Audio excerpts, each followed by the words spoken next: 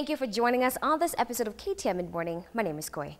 Now, the stress of life can be hard on any couple. Work, money, and kids can prove to be a weight on the shoulders of any union. Now, when you and your significant other want to take a break, a romantic getaway idea is the best way to rest, rejuvenate, and revitalize your individual self as well as your partner's. So whatever you choose for you and your loved one, a romantic getaway idea should be a good start to planning a trip together and just enjoying each other's company for a while.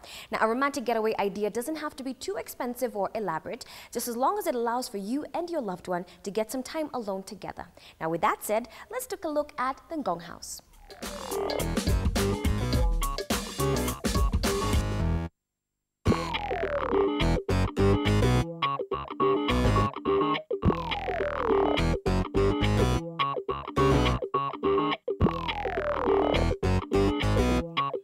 Staying at the Ngong House is only comparable to an intimate luxury wildlife lodge in Nairobi. This unique hotel is the perfect honeymoon cottage vacation and the perfect romantic getaway. The Ngong House provides a private luxury cottage experience for anyone seeking romantic moments and a creative way to get closer to nature.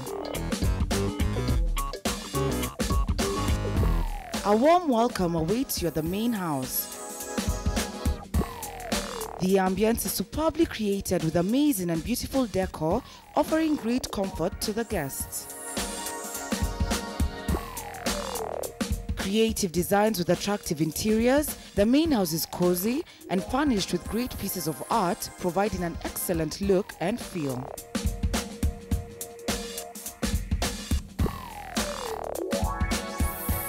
Guests can also enjoy a variety of drinks at the main house.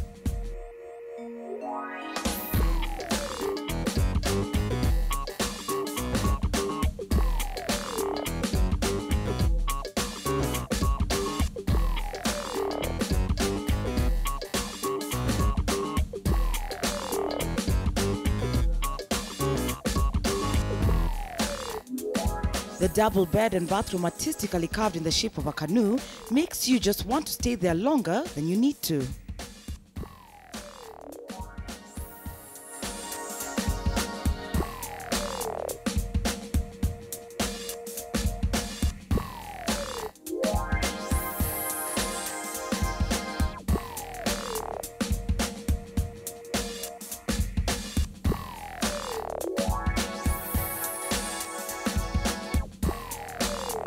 The bedroom features solid mahogany. A vintage phone and those storage cabinets help you get organized.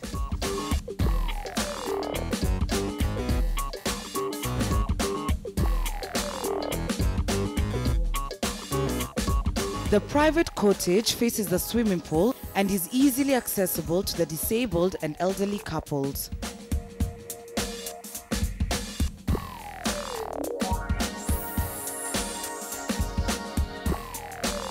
The warm tone of the furniture, all in beautiful harmony, bringing the room alive.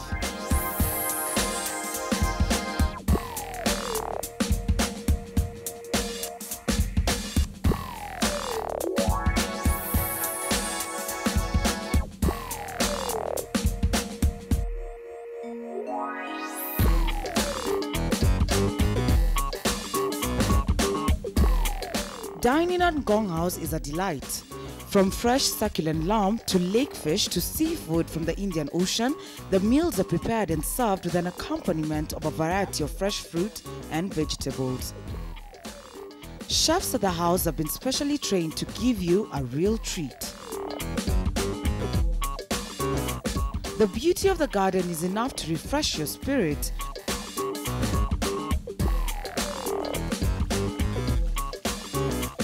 Every night, drinks and bite-ins are served around the campfire, a chance to meet and chat with other guests.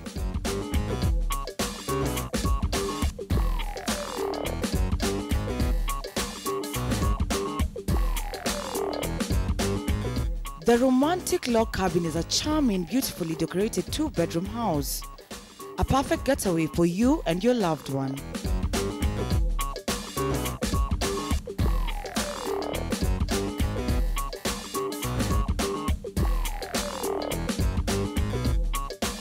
The modern timber cabin is spacious with 2 bedrooms, an extra top bunk, a pool table and a fully stocked bar. And in this perfect environment comes a brilliant idea to spice up your romance by curling up at the fireplace.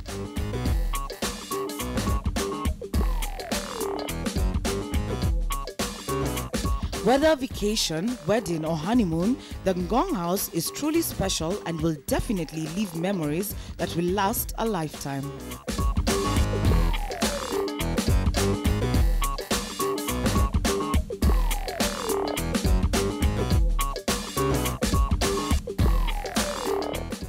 We cannot rely on our native tongue if our spouse does not understand it. If we want them to feel the love we are trying to communicate, we must express it in his or her primary love language. Now that's a quote by Dr. Gary Chapman from his book, The 5 Languages of Love.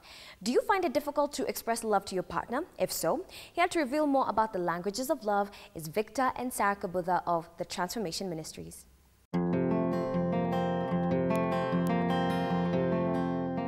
I try very hard to show love to my husband by serving him and doing things for him, but I feel that it's not enough because he keeps saying that I don't spend enough time with him.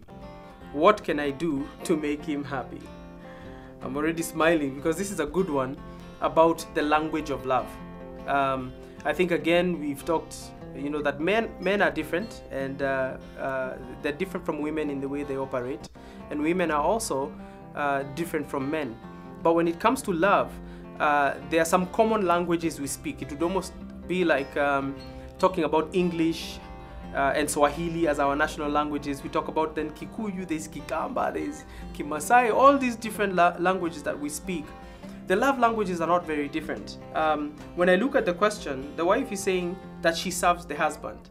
So if we call serving the husband, it's like she's speaking Kikuyu. But the husband says, he keeps saying that I need to spend enough time with him. So for him, quality time is the focus, not serving him. And so it's like the language he's speaking is the language she understands. So she's serving him and serving him. In fact, she's probably told, the more you serve your husband, the happier he will be with you. But this particular husband speaks a different language. He wants to feel loved by the amount of time that the wife is spending. We have what we call a love tank. All of us, no matter who you are, where you're from, we all have a need to be loved. We want to be loved. And when we are being ministered to, when our needs are being met, that tank becomes full. But when we feel that we're not getting the love that we need, the tank gets more and more empty. And so when you're in a marriage, it's important to study your spouse and be able to understand which is the best way that you can communicate love to them in a way that they will receive it. For example, we may all love to be affirmed. We all may like it when someone says you did a good job or you sing really well or something like that. But maybe for me, that is not the way that really communicates love. For a personal example, mine is touch. I love it when my husband hugs me, when he holds my hand, when we're driving. If he's the one driving, he'll even put one hand on my knee, and that really fills up my tank. It's not that the words of affirmation don't fill my tank, but maybe it puts a little bit. But when he really, puts his arm around me, it really fills it up. So I would say to this wife that maybe you have misunderstood what your husband's main love language is. The five love languages are touch, words of affirmation, acts of service, gifts, that's giving gifts, and quality time. And we had one couple I can remember in particular where they were having almost a similar conflict, where the wife was saying that the husband spends so much time with his friends and doesn't spend as much time with her. Like he even will, if they're going to have a meeting, he will come with the friends to the date even. And when we asked the husband, do you feel you've been showing love to your wife? And he said, oh yes, he's even looking at her, but I tell you all the time that I love you. I tell you all the time you're beautiful. And he's so confused. So we gave them a piece of paper and a pen, and we told them, you write down what your love language is and what you think your spouse's love language is. So they wrote, then they gave it to us. Come to find out, The wife's love language was quality time, and the husband thought that it was words of affirmation. All this time he had been investing and been trying to tell her all these things, but it was not meeting her needs. Her tank was not filling up because she wanted the time with him. And so we tried to set up with them, you're going to have a day of the week that the wife knows this is my time. There is no friend coming to this meeting. There is no other thing that is going to interfere. And you know, there was such an improvement from then just by understanding the way that they felt loved. So I would say for the wife, it's a similar thing. Maybe it's great that you serve your husband. That's a wonderful thing to do. Don't stop doing that. But maybe try spending more time with him. Maybe, you know, you can see when is a good time in the day or in the week that you just sit. Maybe he wants to sit and talk. Some people even just want to sit and watch a movie with you. You know, they just want you to be close, and that's spending time. So try doing that, and I just bet that you will see an improvement in the way that he's saying you're not spending enough time with me. That's a classic way to tell if you're not meeting your spouse's love language, the things that they complain about. You don't spend enough time with me. You never tell me you love me.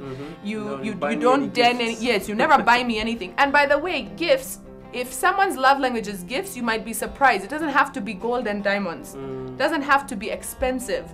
Sometimes it's the smallest thing. My dad, often when he's going for a walk, he will pick flowers from the side of the road and come and bring them to my mom. And that means more to her than even if he had bought, you know, a bouquet that was already made properly, specifically for that. So, you know, learn to speak your spouse's love language. And you also have to remember that that may not come naturally to you. You might try and communicate what you think. If my love language is touch, and I'm always trying to, you know, hug Victor, and it will not get through to him the same way as when I affirm him. His is words of affirmation. Yeah. So you have to learn and practice speaking your spouse's love language so that their tank can be full. And when their tank is full, they are very ready to fill your tank as well in return.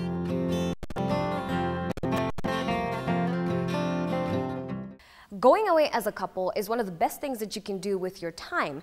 Getting away with the person that you love gives you a chance to look back onto your relationship and fix things that need fixing, as well as to enjoy those things about each other that you have always wanted to but never had the chance to. Now, many times we get bogged down with work and families and we forget about one another. Going away together lets you reconnect. Be sure to visit our Facebook page. It's called KTN Mid-Morning. Like our page and be on the lookout for interesting discussion topics. Also, write to us on midmorning@standardmedia.co.ke. That's it for today. We will have more for you tomorrow, so be sure to join us.